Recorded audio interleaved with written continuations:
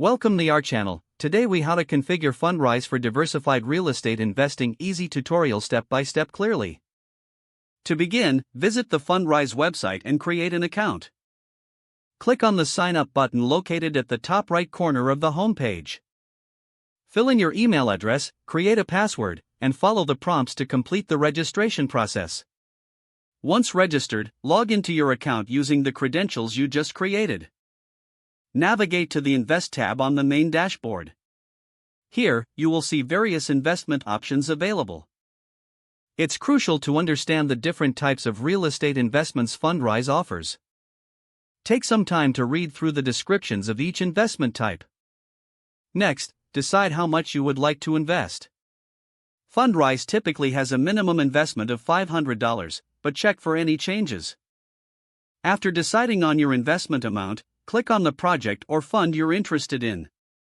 Review the details laid out for that investment opportunity. Look at the projected returns, investment terms, and associated risks. If the investment aligns with your objectives, click on the Invest Now button. Proceed to fill in the investment amount and review the terms once more. Confirm your investment by following the prompts provided.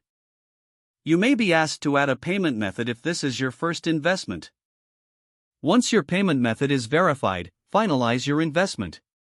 After investing, monitor your portfolio through the Portfolio tab on your dashboard. This section allows you to track the performance of your investments. Regularly check for updates and communications from Fundrise regarding your investments. Consider reinvesting profits to further diversify your portfolio. Over time, keep educating yourself on real estate investing strategies and market trends. Utilize Fundrise resources and articles for ongoing learning. This approach will help you navigate the world of diversified real estate investing effectively. If the page does not load, refresh the browser or try again in a private or incognito window. Make sure you are using the correct email address, then retype it carefully to avoid small typos. If your password is not accepted, use the reset option and create a new strong password you can remember. Don't forget to like this video and subscribe to our channel for more step-by-step tech guides.